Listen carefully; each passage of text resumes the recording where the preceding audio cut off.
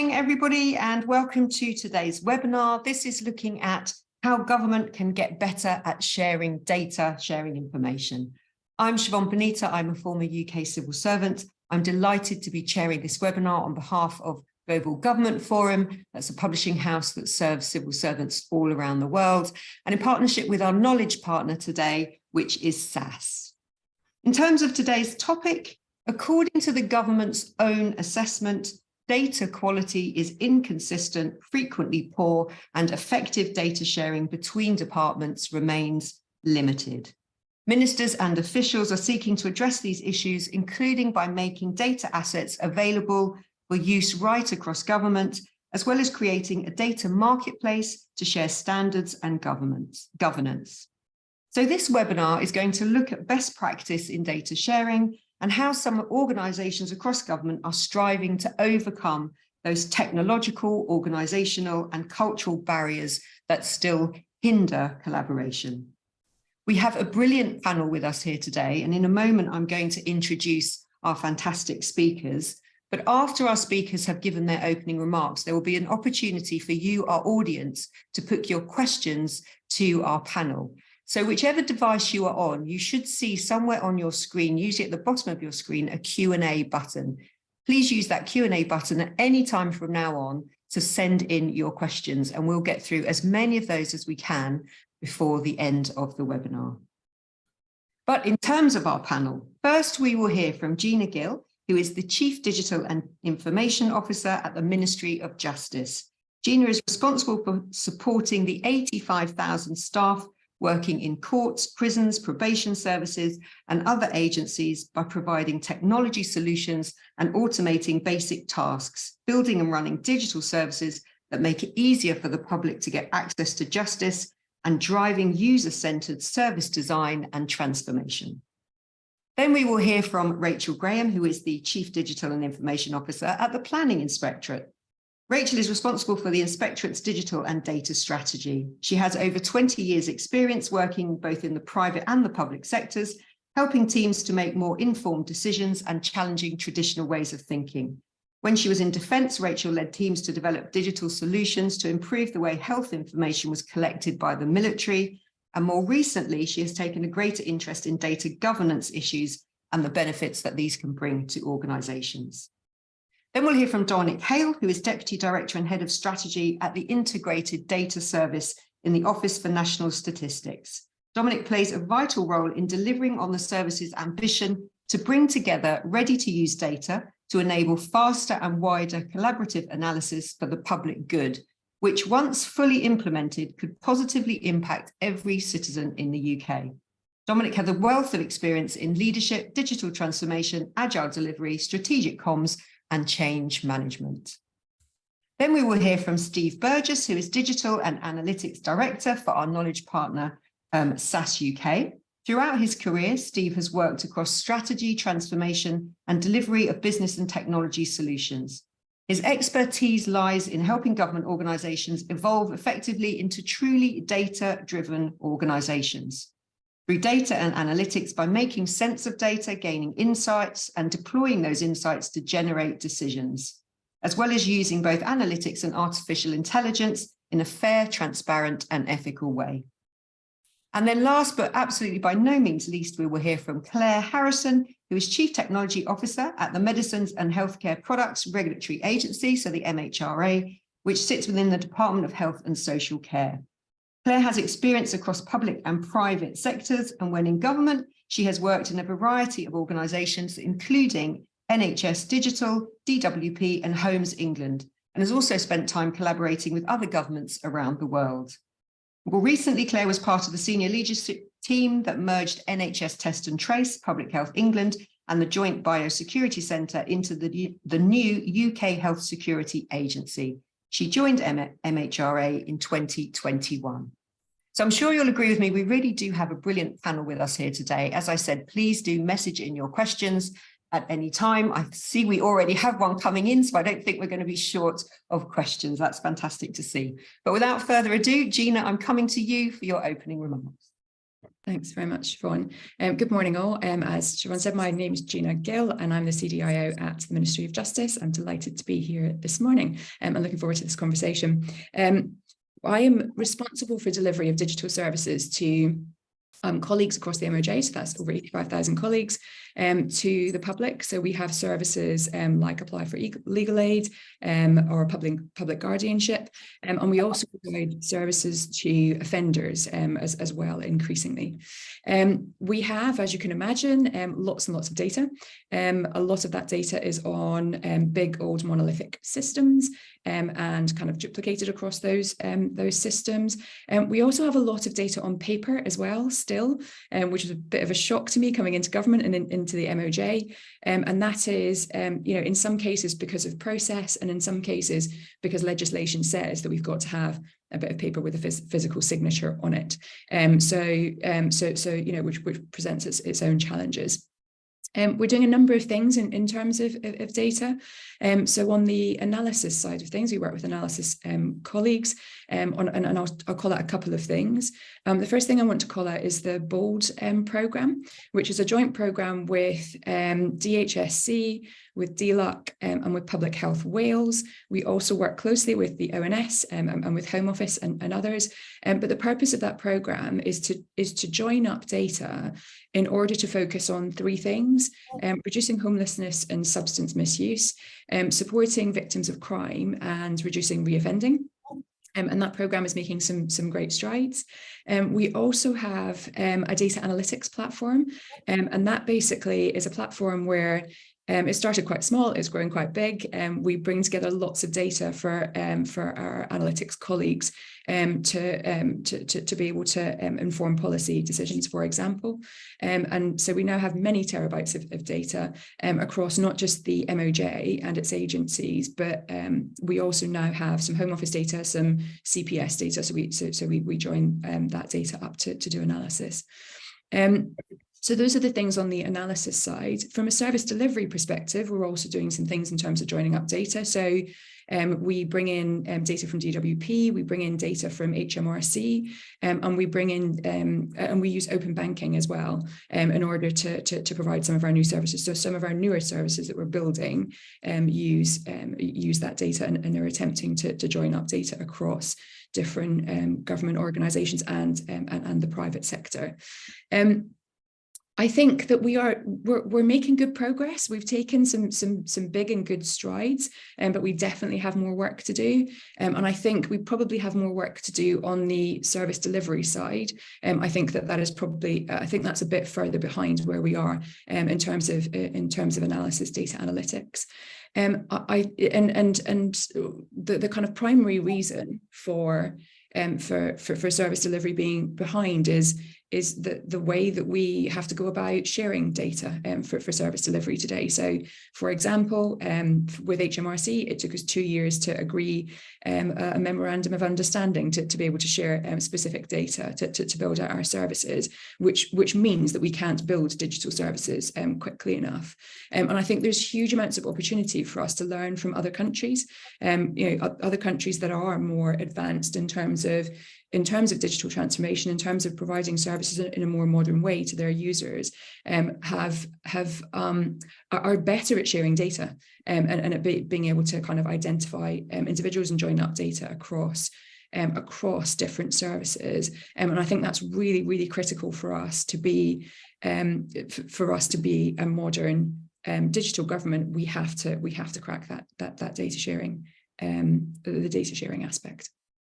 Fantastic. Thank you so much, Gina. A really good way to start, because I think you've set out both the ambition, but also some of the barriers that are in place to fulfilling that ambition. Interesting to hear about the BOLD programme there and how you're working across government departments on that to improve service delivery, but also how you're working with the private sector as well.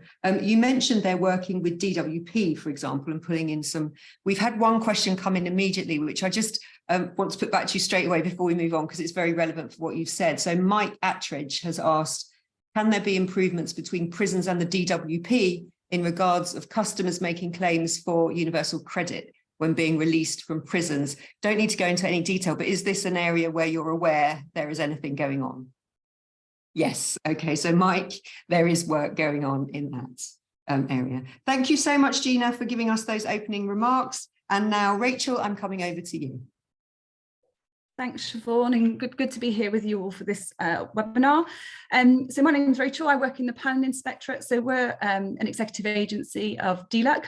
And our role really is to, we have three kind of key areas where we do. So we manage local plan examinations. So once the local plan authority is ready to say, this is what our local plan is going to look like, we examine those and make sure they're sound.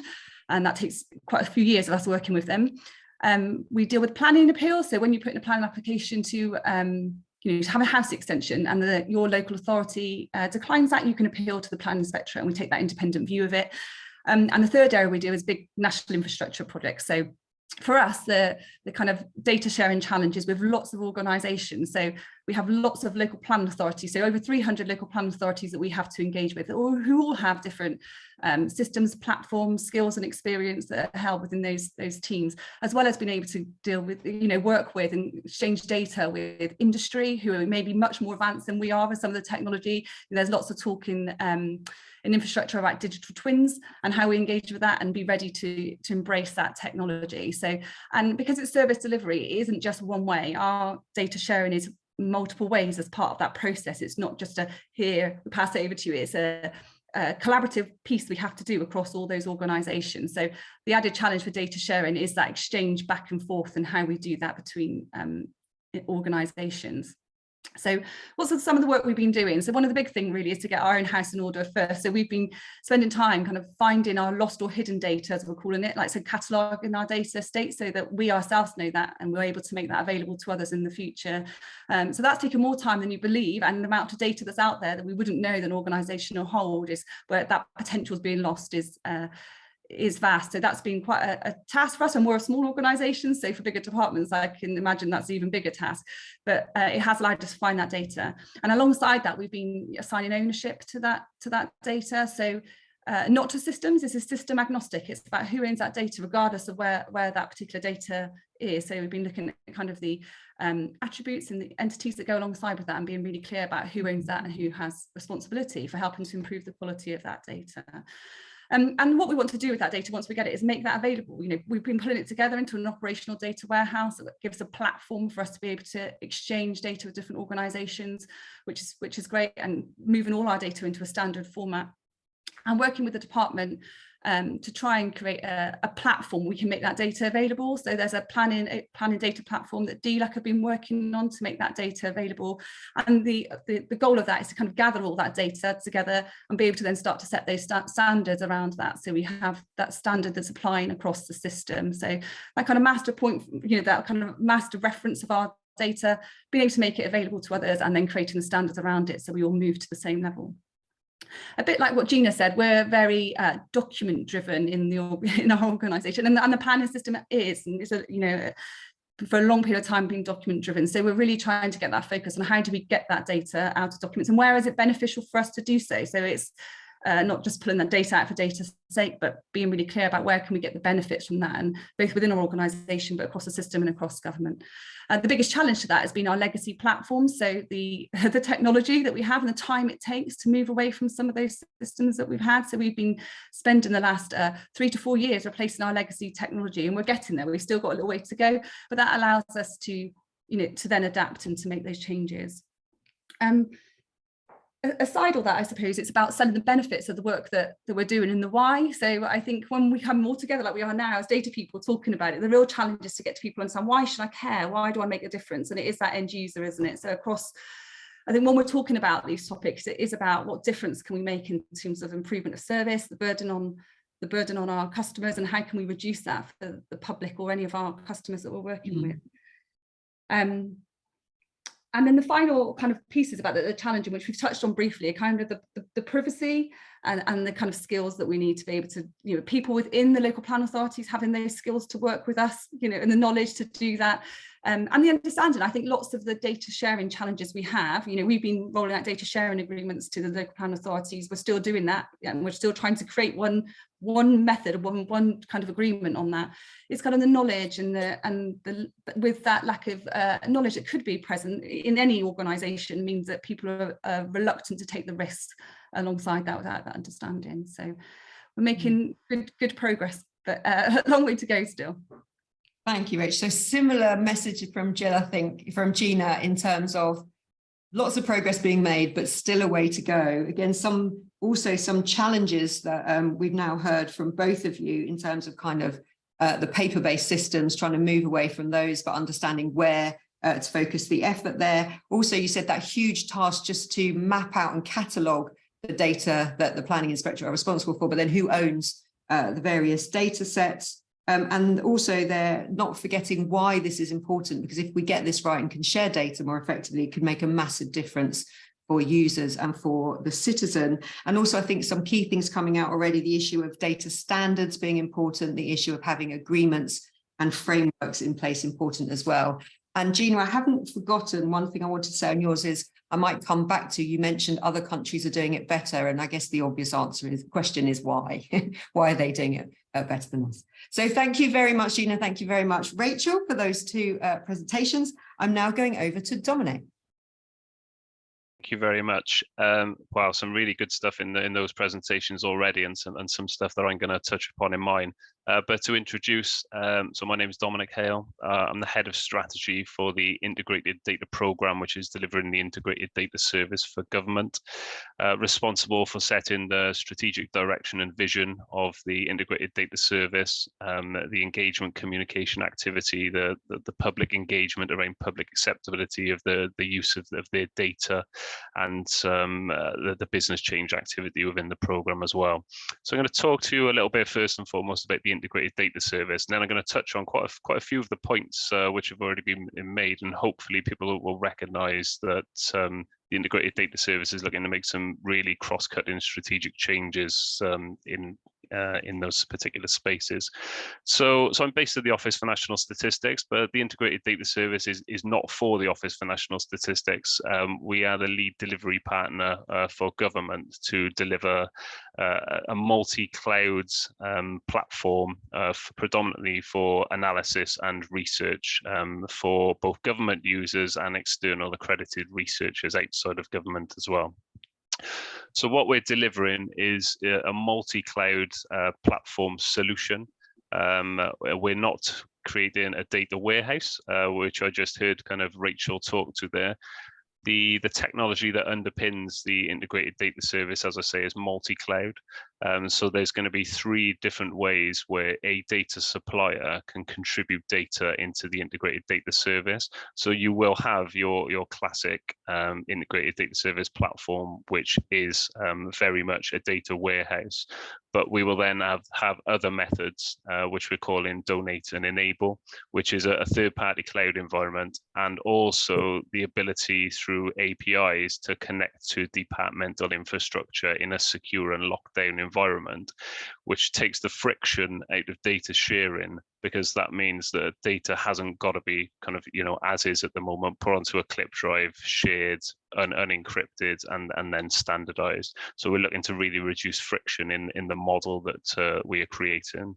So the Integrated Data Service, as I've just explained there, you're probably thinking, wow, that is a big piece of work. It is. The program is a government major program on the GMPP.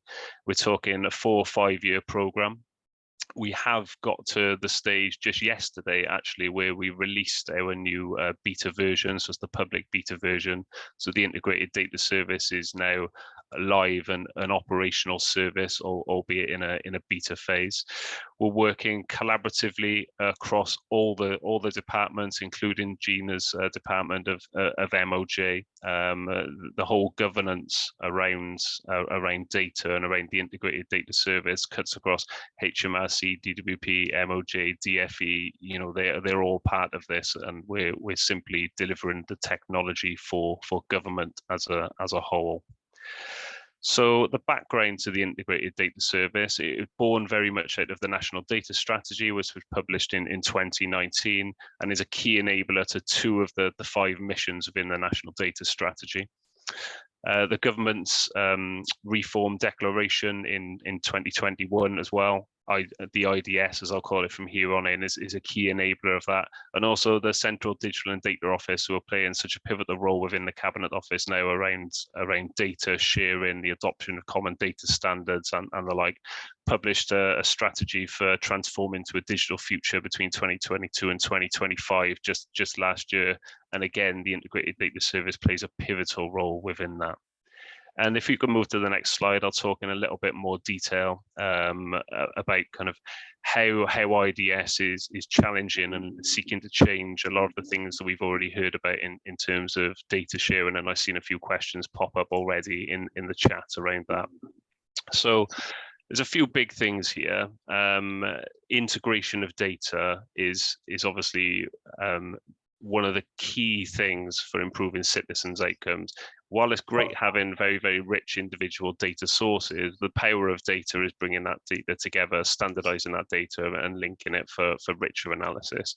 So there's a big focus within the Integrated Data Service on having standardization of data, so that data can then be joined together, linked, and someone from MOJ, DFE, DWP, whomever it is, can come and access that data through the Integrated Data Service. So we're working very, very closely with the Data Standards Authority and others within the Central Digital and Data Office to roll that out across government, and speaking to various digital and data leaders across departments, as well as leaders within the government as well. One of the key things that we're looking to do is develop broader data sharing agreements. At the moment, and Gina talked to us just now about how a specific acquisition or data share took 2 years. It's not tolerable, really. We can't do that as government. This is just not acceptable. So we are seeking to move to a model, and we're speaking to respective chief data officers, chief technology officers across kind of Whitehall and devolved administrations now, where we test appetite for a broader data sharing agreement. So it's not kind of person X and Y for reason one and 2, and it's this time-bound analysis. This is very much kind of broader agreements around data sharing, and that will enable, when a policy question appears in 2, 3, 4 years' time, it will enable people to have access to that data. So the data is already there before the policy question is known. So you don't have to go through the friction of sharing that data and going through all the negotiations around that. And like I said, the power really is within that integration of data. So the Integrated Data Service will have a link in a matching capability where data will be brought into the service, it will be indexed, a unique ID will be apportioned to that data, and you'll be able to join it. So for example, at the moment, we're joining together Census 2021 data with data from Welsh Government, data from Labour Force Survey, to enrich our labour market analysis for government. So as you can see, really, really complex program of work that we're putting together here, but hopefully going to break down a lot of the barriers that we've already talked about, and I can see appearing in the chat as well. Yeah, so fantastic, Donna. There will certainly be lots of questions. It's sparking lots of questions. Really interesting to hear the scale of what you're doing, the ambition of what you're doing. You say a 4 to 5 year program, but working right across government. We had a question come in, which maybe you can answer immediately, which is whether MOD and MOD's associated agencies are also included in the IDS. Yes, they are. Yeah. Yep. Great, they are. So Vanessa, that was for you. And then what you say there around your focus on how will this help improve data sharing? So getting the standards right, but also those broader sharing agreements, which means you don't have to go back every time. And so really reducing the bureaucracy and the time. And then I like the way that you phrase it, the power of integration, the power in bringing those different data sets together. There was also an issue which I think we might come back to in the conversation you mentioned, and I don't think we've expanded on this yet in our presentations, about the public acceptability of the use of their data. And I think that's something that we can explore in the conversation afterwards. Thanks so much, Dominic. Steve, we're coming over to you. Hi, everybody. Pleased to meet everybody, and pleased to join the session today. So my name's Steve Burgess. So I lead SAS's capability engagement across UK defence, national security and the wider NATO. I've worked in the technology industry for over 23 years now and have supported many public sector departments for the last 15.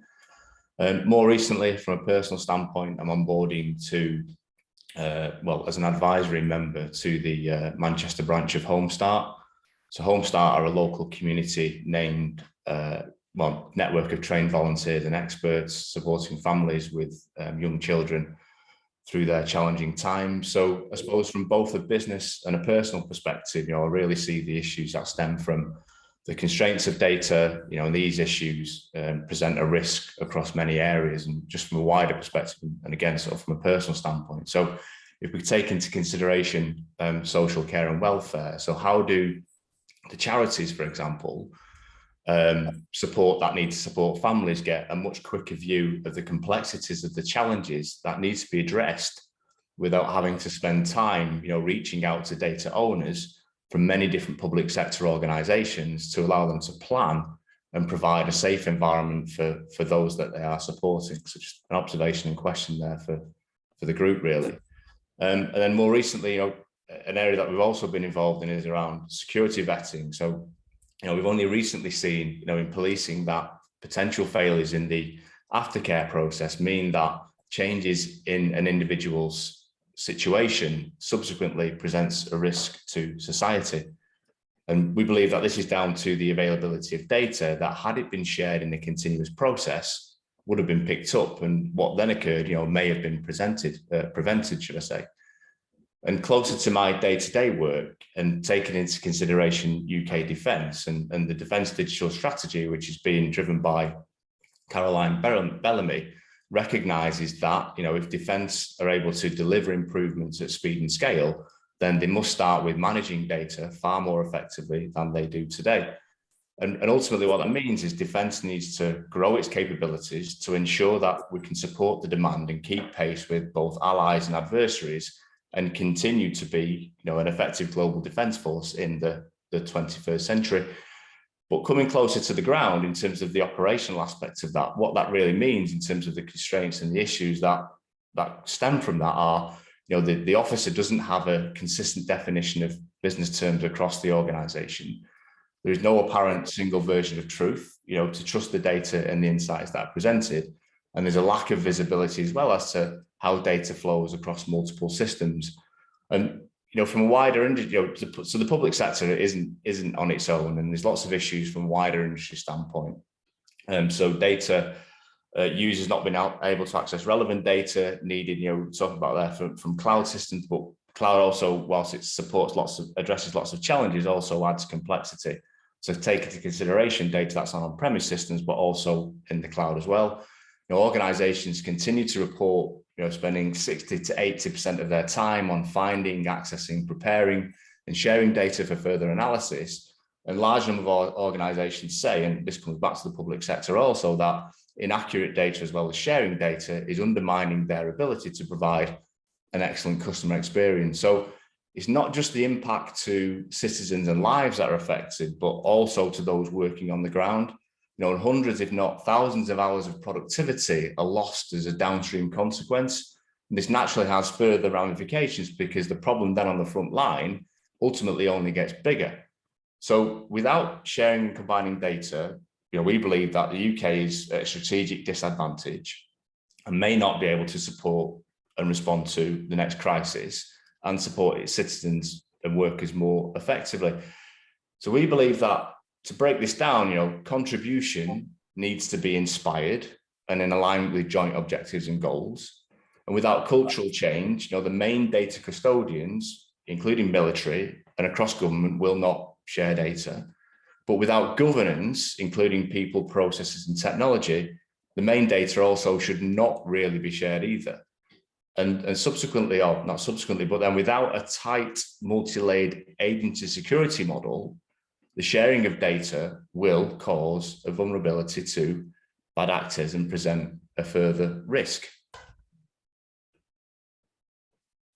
Thanks so much, Steve. I mean, really interesting to get the your examples both from your personal kind of volunteering experience, but also your professional experience there, and in particular focusing on some of the defence issues and the MOD strategy around their digital strategy, as you're saying, crucial for kind of security issues, crucial for kind of future challenges that the country might face, bringing in as well the kind of productivity issues around the amount of time that's spent just trying to identify and manage data effectively. And also something which I think is coming up in the questions as well is some of those cultural changes that are needed around people being willing to share data. So we'd definitely pick up on those, but also introducing, which again is coming up in the questions, if you don't get the systems right and the security right, then more data sharing is potentially introducing more vulnerabilities into the system as well. So lots of issues I think people will want to follow up on.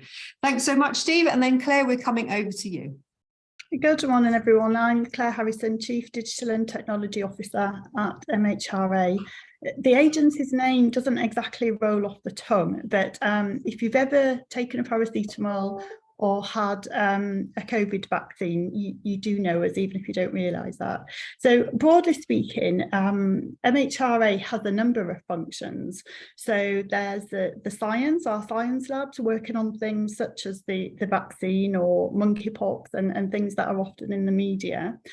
Also, a lot of what we do is around deciding whether or not to approve medical products. So that could be medicines, devices, things such as the vaccine or even e-cigarettes, a really broad range of medical products, everything you can think of really. Safety and surveillance is another big function of ours.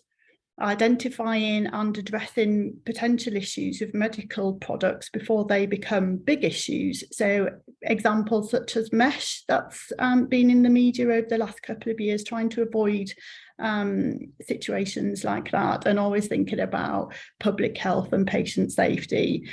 And also enforcement, so working with other organisations to identify and eradicate counterfeit medical products.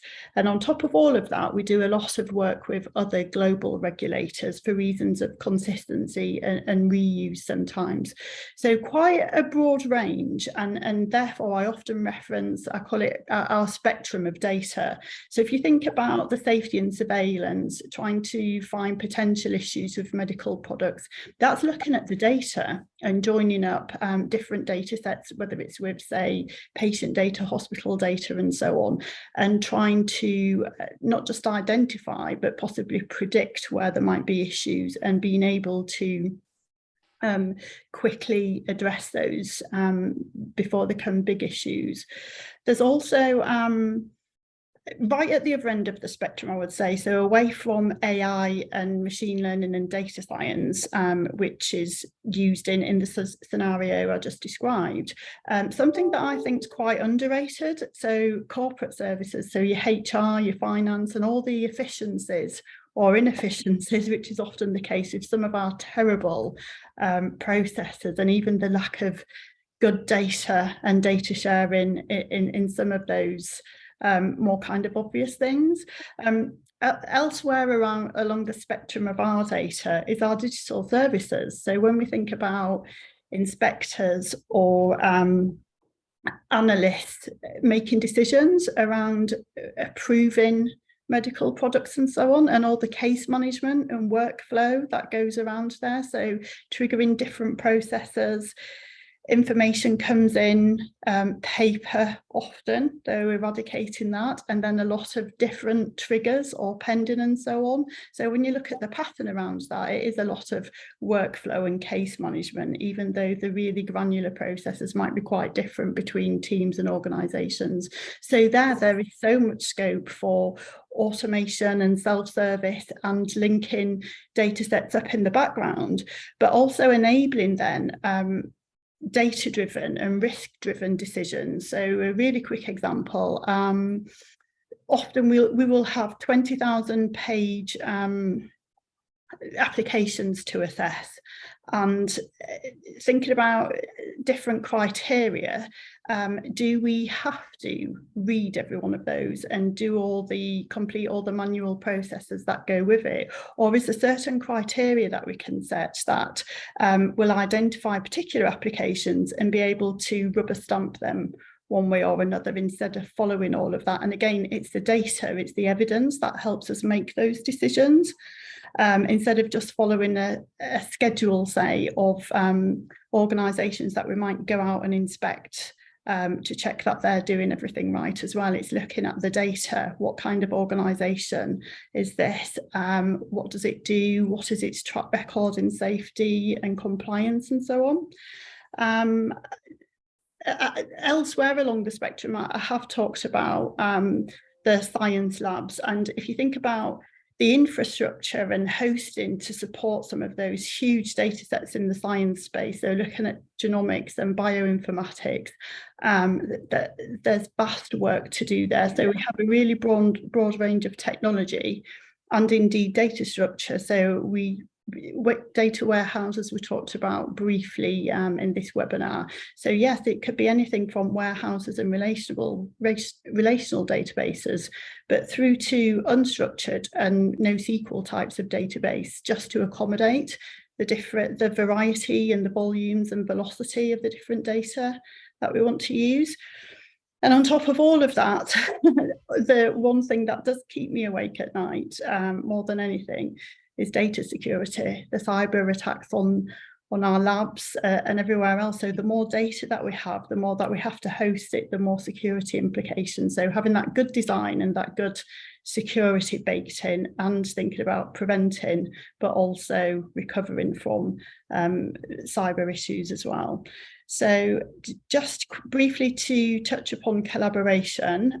So in my world, I think there are obvious ones in the health ecosystem. It could be NHS Digital, DH and so on, but also National Crime Agency with the enforcement aspect that I mentioned earlier, or academia for research. So that's all around that data sharing, data access, data utilisation, and also globally. So accessing with not just within and outside the agency in the UK, but outside of the UK. So it becomes even more complex then when we're looking at working across geographical and indeed cultural boundaries, when you think about data standards and data ethics as well. I think the only other thing to add, and this probably sounds horribly familiar to many people here, is at MHRA, I have to grapple with things such as legacy technology. So MHRA is made up over the years of a couple of several disparate organisations, so each with their own technology, data structures and so on. So there are always three big categories I find when I work across different public sector and indeed private sector organisations. And one category is around legacy technology, dealing with that, whilst also at the same time building new systems and services that sometimes might have to link up to legacy technology while we strangle it out and so on. There's also digitalisation. So under that label comes automation and self-service and that sort of data linkage and eradicating manual processes and paper. And then of course, data is the other big category. So doing something innovative, but I always add and sensible with data as well. So MHRA is no different in that context, in that those are three big categories full of problems and opportunities that we would deal with in that space. And one tiny last thing, just while we speak. Have to be 2 seconds, Claire, on that. While we talk about collaboration, just a shout out to Samitra, my head of engineering, who, along with other colleagues, collaborated across civil service, has just won the Civil Service Data Challenge. So they're working on a system to help eradicate modern day slavery. Brilliant. Yeah, I was at the Data Challenge and it's a fantastic project. So very worthy winner. Thank you so much, Claire. Really interesting to hear. Just, I mean, what's interesting there from what you've said is just you've taken one organisation and given a snapshot of just the breadth, the type of data, you know, the variety of data that you are responsible for, that you are engaged with, but also the different ways in which managing that data and using that data can really help, whether it's improving services for patients, for example, preventing security, safety issues around patients, but also some of those productivity issues that Steve was talking about, improving internal systems as well, and then using kind of machine learning, automation and AI to speed up. Yeah, and I think we didn't even touch about around on the productionization of data, so ingesting data, the sort of cleansing, data deduplication and quality. So that's a whole other industry that supports everything else that we're all trying to do here. Well, I want to thank you so much for those brilliant opening remarks. You've stimulated so many questions. I'm going to go straight to questions from the audience. And there are two issues. I'm going to put two questions to you all, and you can choose to answer one or both of them. We've had a couple of questions in about the kind of culture change needed to help data sharing. So one from Andrew, I think, around how do you break those barriers to sharing down data when data handlers can be a little parochial about their data? And I think one that maybe, Dominic, you've answered, so I can't see the question, but I think it was about how do you get people to let go of the data that they are responsible for. So that's one kind of set of questions around culture and how do you get people to let go of their question and their data. And the other one was picking up this point of cyber threats and security. And I think, let's have a look. So Dalbia has phrased it as how can you get assurances around security, that security can be maintained when you're increasing data sharing, and there have been cases then of data being leaked or data being kind of made much more easily kind of hackable, for example. And I think there is another question that has come in as well about data security when you are increasing the way in which you share that data across supply chains, for example. So feel free to answer one or both those questions, cultural change and security. Gina, we haven't heard from you for a while, so I'm coming back to you. Lovely, thank you. I think I'm going to go with culture. I guess one of the conversations that I'm having with our organisation at the moment, with the leadership across the MOJ, is what is our level of ambition? So, you know, we've talked a bit about getting off legacy technology, we've talked a bit about getting off paper, but where are we trying to get to? Is the question that is in my head and that I'm trying to get an answer to from our leadership team. So in 10 or 20 years time, because, you know, getting off legacy, as we heard from Rachel, isn't a we're going to do it next year or the year after. It's a long-term thing. And I worry that at the moment we're getting off legacy technology, we are, and we're sort of, but we don't know what the future looks like, and therefore we're doing it tactically, if that makes sense, rather than strategically. So does future world look like, if I take apply for legal aid, does future world look like I've still got 2,000 caseworkers who are manually assessing cases? Does it look like 50% of cases are automated? Someone still has to apply for legal aid, 50% of cases are automated. Or does it look like nobody has to apply for legal aid because we tell them and we hand over the money? Provider, right? If we don't know which of those three things we're aiming for, I think it's hard to, one, make sure that we're getting off systems in the right way, I think, but two, to the cultural point, we're not working towards the same goal. We're not incentivized. We're not all heading in the same direction. And so for me, one of the things that's missing for me at the moment is, how digital do we want to be in government? Where are we trying to get to? And not in the next 2 or 3 years, like I said, in 10 to 20 years time. And what is the expectation of our users going to be in 10 or 20 years time? Because the longer we don't answer that question, the more we tactically think about, I want to share this piece of data with this person or this piece of data with this person. And I think one other thing I'll just add is, and we talked about this briefly before we started this, before we started the seminar, is I think we keep coming back to kind of, you know, questions about, are people comfortable sharing data? Should we have digital identity? We've gone through many debates around that in this country. And I think we kind of automatically go back to, let's have that debate again and hope that at some point we get a different answer. And actually, instead of doing that, we could be saying, I'm going to start building those services where and give a user a choice about, do you want to apply for this service, or would you like me to take this data, this data, this data, and this data and do it for you, right? And so just being really, really transparent about it, I think, and creating that trust. It's quite interesting. I can see a lot of our speakers nodding and agreeing with you, Gina, but it's interesting to hear when we have a lot of strategies, digital strategies and data strategies in government, but you seem to be saying there's not a kind of shared vision of where we want to get to. Absolutely. And you know, we launched our strategy a year ago at the same time as the cross-gov digital strategy. But you know, 2025 is not very far away. We need to be thinking about 2030, 2040 and creating that vision for the future. I think at the moment, if you look across our strategies, it's still tactical. It's still what I would call tactical rather than really future focused. Thanks, Gina. Rachel, I will change the order a little bit later on, but Rachel, I'm going to come to you. Do you agree with what Gina's saying there? And also, again, the two questions were about how do you change the culture and get people to be more open with sharing their data? And also, are we bringing in more vulnerabilities to things like cyber attacks as we share more data? Yeah, so just touch a little bit on what Gina says, and I think that's right, the ability to give people choice. And I think the challenge around that is, like, if we're allowing people to consent, it's a challenge around what the kind of way under the Data Protection Act and UK GDPR that we act under public sector duty rather than consent in lots of the areas that we work. And so we still have to be able to provide those services to people. We're just, I think what Gina suggests is we can just do that in a slightly different way for those that are willing and able to do that. So I think there's an opportunity there, isn't there, for us to embrace.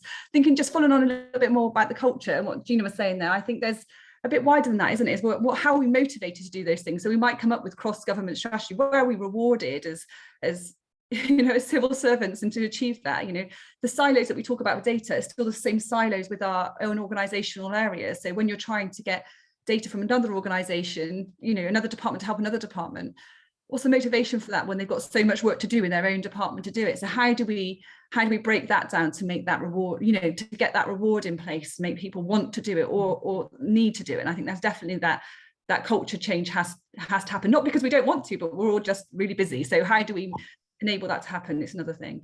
The question around privacy is quite interesting, I think, when we're talking about why don't they? And I think getting more of those people that manage the privacy, you know, so our experts in there engaged early on, because I think once they understand, they're more likely to help you find the right solutions and work through what those options can be. But when we come down in the end and we've already solutionized, you know, that's when we get the challenge from the professionals and the experts in this area to go, that's not going to work. And then it feels like a hurdle. So there's definitely the culture of seeking that advice or those opportunities and looking at what other people have done.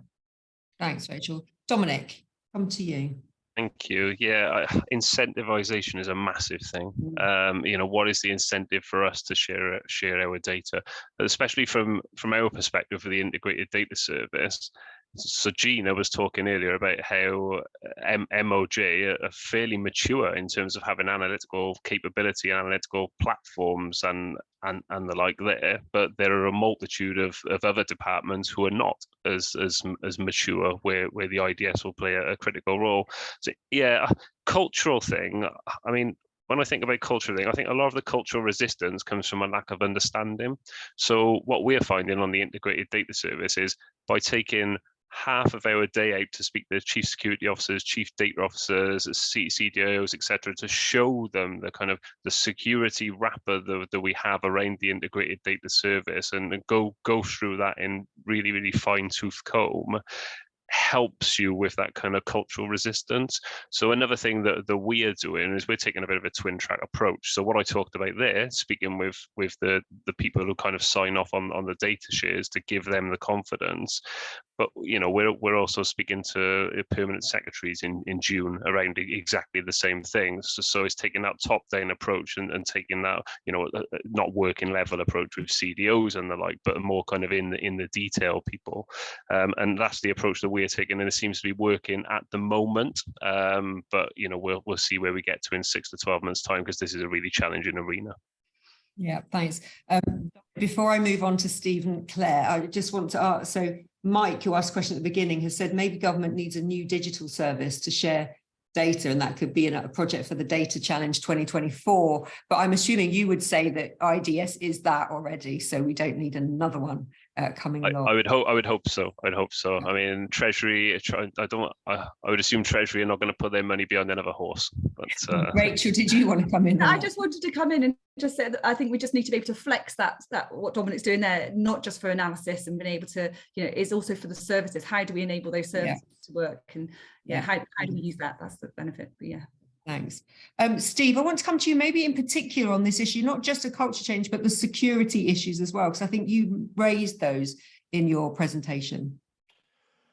I Yeah, I mean, define what the security risk is, which may, ultimately allow us to consider how we approach that as a challenge. But equally, Gina said, let's also think about defining the end state, because that then will take into consideration the controls that are required in order to protect the data. And it's interesting in that on a previous session last year around a very similar subject, there was two different perspectives on how we can quickly and easily bring data together in order to facilitate the sharing.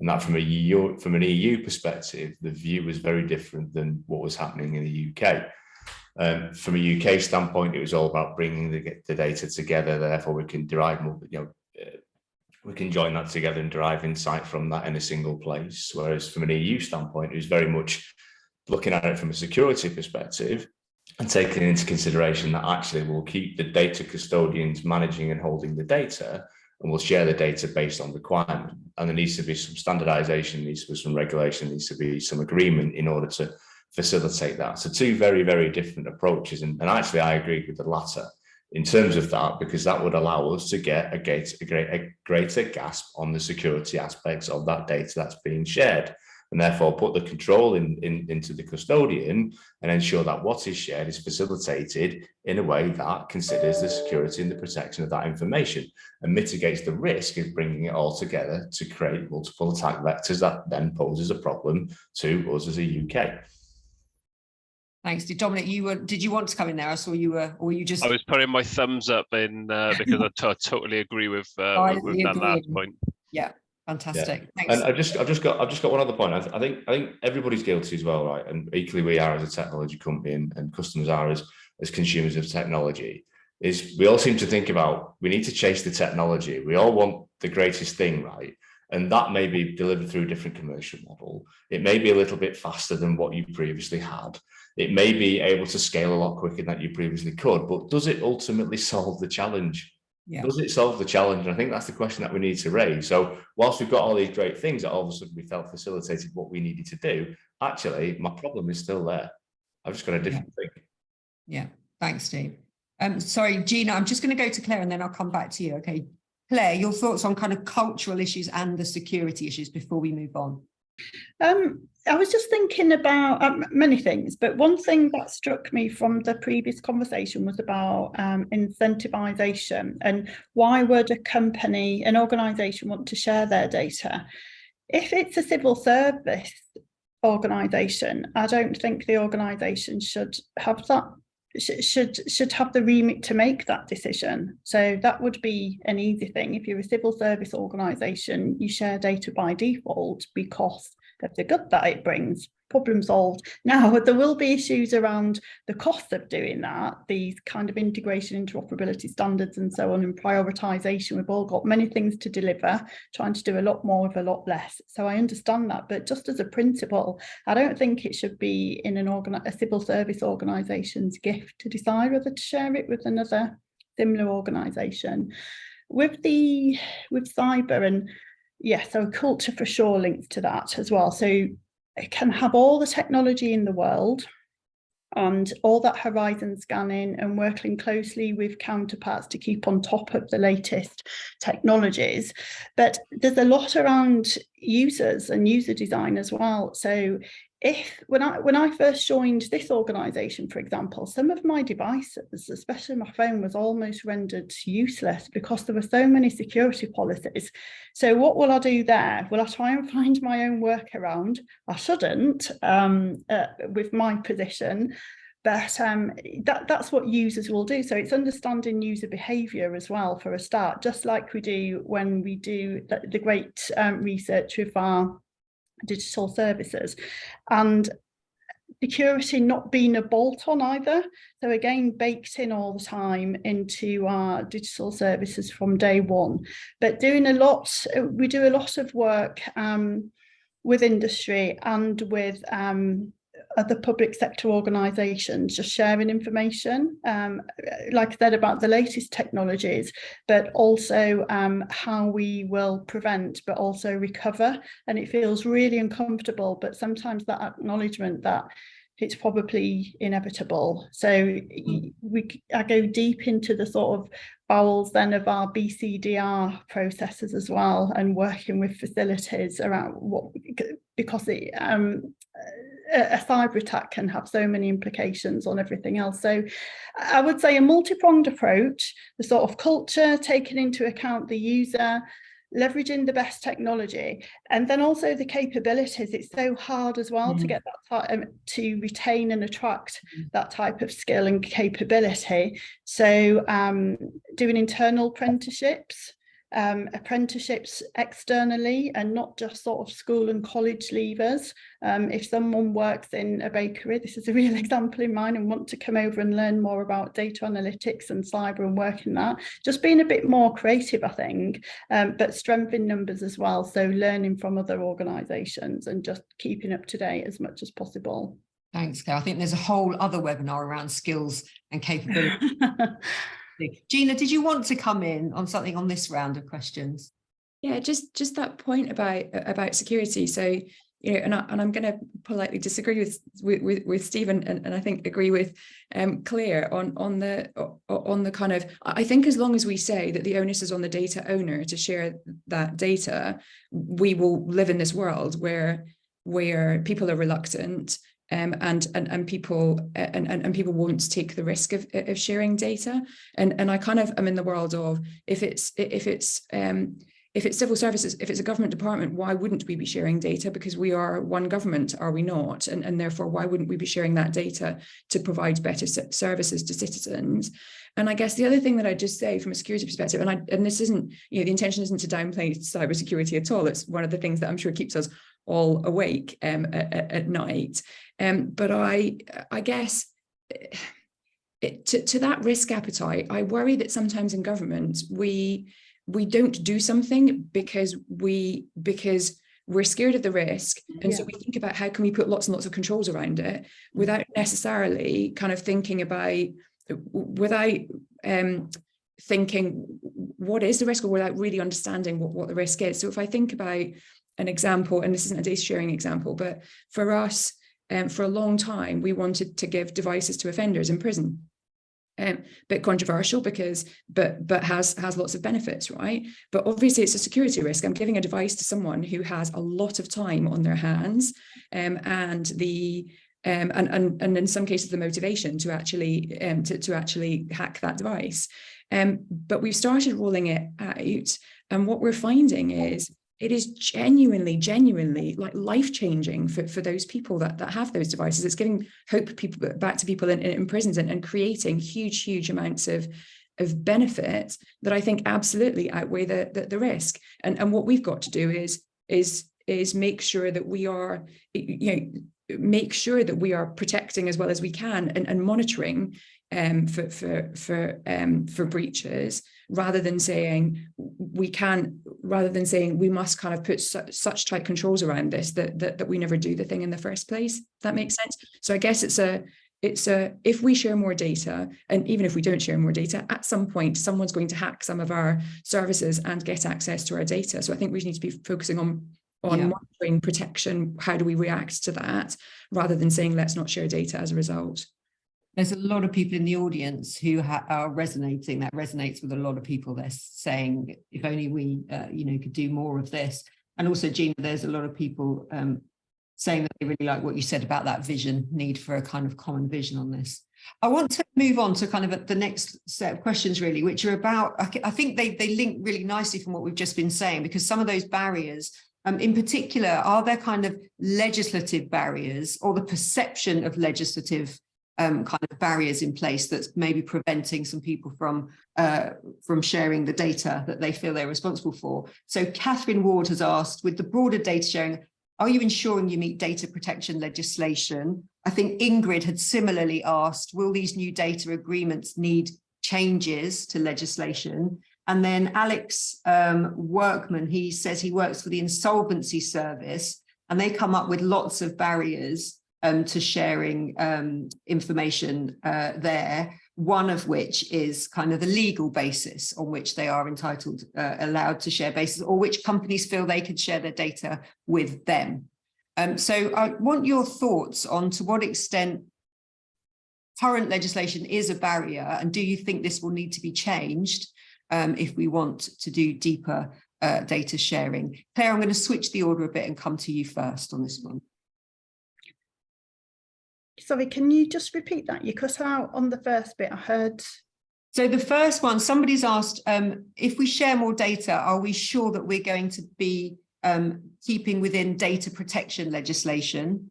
Then the second question was very similar around, if we have broader frameworks for data sharing, will we need changes to legislation? And a third person, Alex, has just said he finds one of the biggest barriers, he works in the insolvency service, is people aren't sure what the legal basis is on which they are allowed to share data. Yeah. This issue of legislation, do you think we're going to need changes to legislation? I think so, because I feel like we are on the side of caution. And again, I do think we should be a bit more bold and push the envelope a bit and just see. So not necessarily on something mission critical, or if something did go wrong, there's catastrophic consequences. But in a couple of organisations that I've worked at as well, sometimes the legal basis is a bit of a myth, and that's a problem, because you could ask a couple of different people and the same question, a legal question, so which should be a bit more black and white, less subjective, and still have a different answer. So I think things evolve anyway, whether it's technology, people and culture. So there's absolutely no reason why legislation shouldn't evolve to keep up with that, to support but provide the appropriate guardrails as well. And this is one of the things that I won't digress too much, but when we have evolved, say, in terms of ways of working, whether it's in a more agile way, etc., and using new technology, one of the things that's kind of slowed that down, but I appreciate why, is governance as well. That hasn't kept up that evolution at the same pace, and it's exactly the same with legislation. So just being a bit more sensible about it and not necessarily always erring on ultra cautious. And I put a comment in the chat when I was agreeing with Gina, trying it, test and learn, failing fast if we have to fail, being sensible about what we will try it out with. But the quick answer, the short answer is yes, I think legislation does need to change. Thanks, Claire. Dominic, you wanted to come in on this one, I think. Yeah, thank you. I was in the midst of responding to Catherine, actually, when you said let's go to it. So from our perspective on the integrated data service, as you would imagine, for such a huge initiative, we have a legal team within baked within the program and delivering the service. You know, what we are finding at the moment is the gateways that the IDS will be acquiring and onward sharing the data, they're already there, because we would do it under the Digital Economy Act, and we do it under the research strand of the Digital Economy Act. The restraint for us, and I answered this in a previous question on the chat as well, I think it was to Christine, the restraint for us is around sharing health data, because there's a clause in the Digital Economy Act which doesn't allow for the health data to be shared, which is something that we're looking into at the moment. Another restriction for the integrated data service at the moment, albeit I don't know whether it is a restriction or not, that's an assumed position by me, is something that Rachel mentioned, and the integrated data service for that kind of more operational use outside of the research and then analysis, which is fundamentally is being built for. And there may, I assume, need to be some legislative changes around that, or the data that are shared through the IDS is not through the Digital Economy Act, it's actually through another kind of piece of legislation, which I'm unfamiliar with, unfortunately. Okay, thanks, Dominic. Did anybody else want to come in on the issue of legislation, and if they had thoughts on whether? Rachel, yes.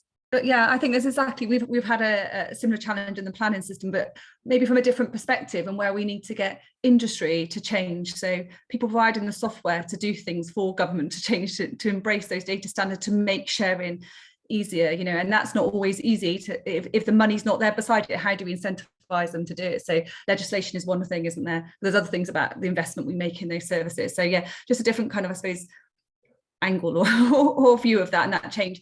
And also on the legislation, there are some barriers, but I think there's also opportunities for us to change the way we think about the problems, like Gina was saying earlier about the type, what's the legal basis, and we do use public task, could we use consent more? So yeah, that same piece, and there could be, depending on what the data is and the legislation behind that, I suppose it's just being more open, I suppose, to exploring options. Yeah, thanks, Rachel. Okay, I'm going to move on, unless Steve or Gina wanted to come in on legislation. So I'm going to move on. The next question, there's two questions I want to put actually. One is, and Steve, I think you mentioned this in terms of kind of work across the EU on data sharing, is whether there's work.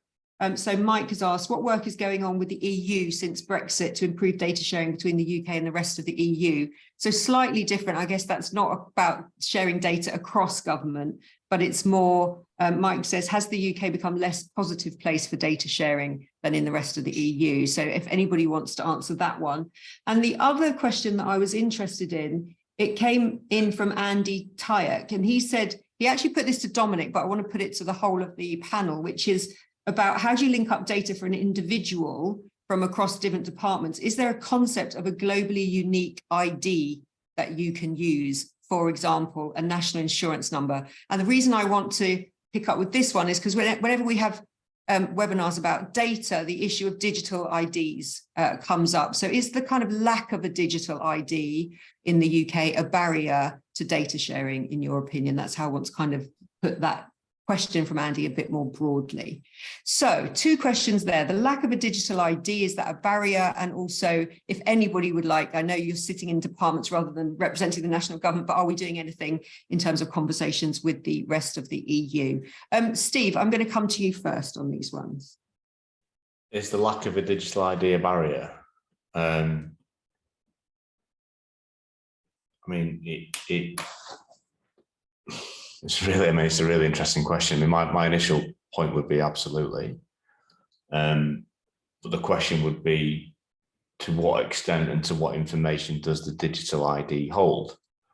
And therefore, who is it fit for purpose for, to that extent?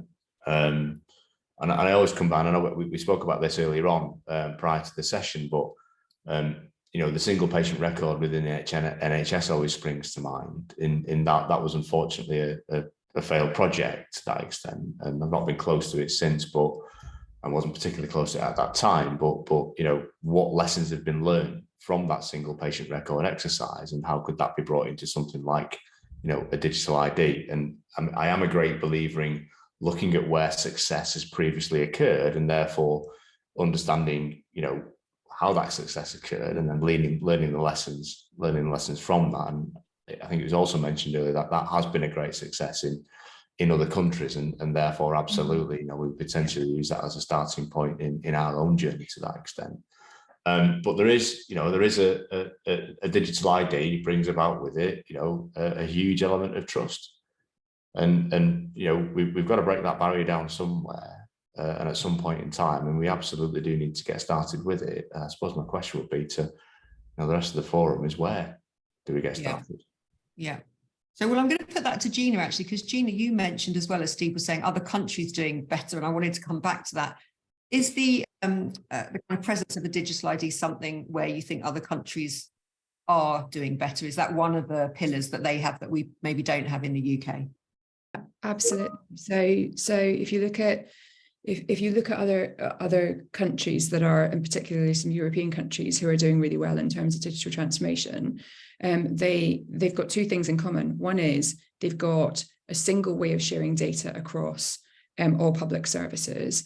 So like a kind of, you know, a data backbone, if you like. So in my head, it's data as a service, but I'm sure that's something else entirely. But, you know, if I need this piece of information, I've got a single place to go to, so that I can build services quickly. And the other is absolutely digital ID. And I think, you know, I was reading recently that Australia is now starting to have that debate and kind of push that debate. But I think that I don't think that we will make progress by having that debate in this country. I think we have to prove the value, and I think we have to prove the value by picking some examples and showing people the benefits of government sharing data, being really, really transparent about it, giving people choice, and slowly building that trust, so that we get to a point ultimately where people have got a digital ID. I think somebody earlier mentioned people have got a very different attitude. It's really interesting to government sharing data versus private companies sharing data. And I don't know if that's lack of awareness or not, right? Your Apple ID or your Amazon login. People have already got something similar for private sector organizations where they're absolutely sharing lots of data about and could probably tell us things about ourselves that we don't know, if we're being completely honest. So I think that kind of mindset is interesting. And just note that David Brown said, can a person's NI number be used as a digital ID? And perhaps, I don't know, Dominic or someone else might be able to answer that question better than me.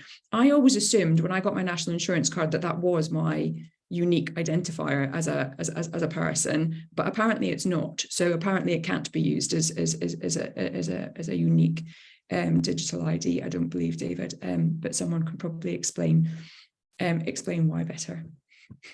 I think the issue, but Dominic can come, we have several unique IDs and they don't link up. I think that's the issue. It's not the same as your NHS number, your national insurance, and they don't connect with number or your driver's license yes. Exactly. Claire, you wanted to come in. I will tail back to Dominic at the end, but Claire and then Rachel and then Dominic. Just really quickly, at a really basic level, when I'm thinking about the question that was asked, does a lack of digital ID prevent individuals, data sharing for an individual? It would make it easier for all the reasons that we've started to discuss here, but I don't think it could be an ultimate blocker. There are different ways to do that data linkage. That would be the most efficient way, but the ethics and so on around that, it might be a long time coming, but in the meantime, there's other ways to do it. Okay, so you don't see this as potentially too big a barrier. There are other ways. It's not insurmountable. Yeah. Okay, thanks, Claire. Rachel, your thoughts. Does anybody as well, I'm just remind you there was the EU question, but Rachel, maybe that's not in your particular remit. I'm not sure I can, but I haven't had that experience or challenge yet, so we haven't got a lot of evidence to put alongside that to support it. I think on the idea, I think it can be beneficial. So a bit like what Gina was talking about earlier with data sharing, they've collected the data for a different purpose, and then to share that makes it difficult. And it's hard for us to contact those people to go, well, how do we contact them to allow them to share that for this other purpose? And that's what makes it so challenging.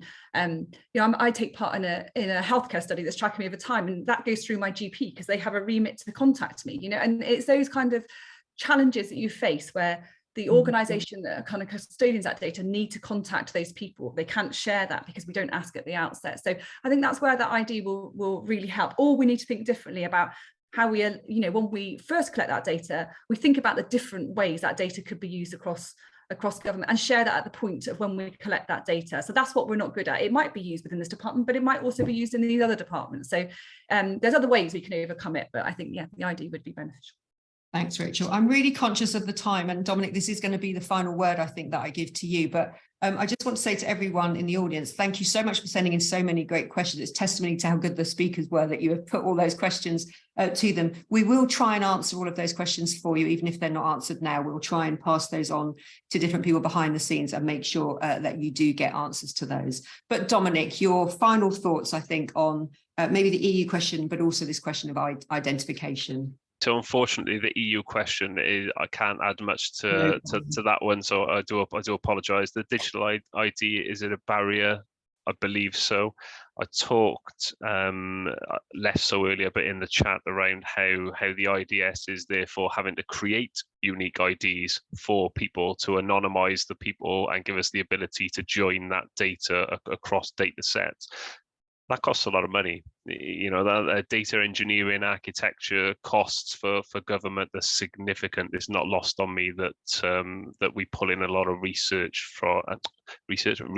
from outside of government to do that at even more significant costs. So if we had digital identity, obviously we would make a lot of efficiencies in that space and be able to bring together data a lot better. Brilliant, thank you. So it looks like although there are things we can do, it's not the ultimate barrier. Having a digital ID, I think, would make things significantly easier. Well, we are sadly out of time, but I just want to say a huge thank you. So thanks again to the audience for sending in their questions, but thank you to our brilliant panel. Really, really interesting conversation there. Thank you so much for giving us so much of your time and also your expertise. Lots of food for thought for our audience to take away. So thank you again to Gina, to Rachel, to Steve, to Dominic, and to Claire. We will be circulating a link with the video from this webinar so that people can watch it all over again or share it with their colleagues. We will also be doing a write-up with the key points as well from this, which we can share with all of you who are registered. And again, you can share that with your networks as well. Thank you also to SAS, who are our knowledge partner today. And finally, to the audience, there is a questionnaire we'll be sending you, very short. If you could take a few minutes to fill that in, it'd be wonderful, because it means that we give you the webinars that are of most interest to you, like the one today. And on that note, just to say on your screens, you should see we have our next webinar on the 18th of April, which is all about better transport systems and how governments are using data in that way, in particular as well on forecasting. So another kind of data related webinar for you there. But on our website, there's lots of other webinars coming up over the coming months.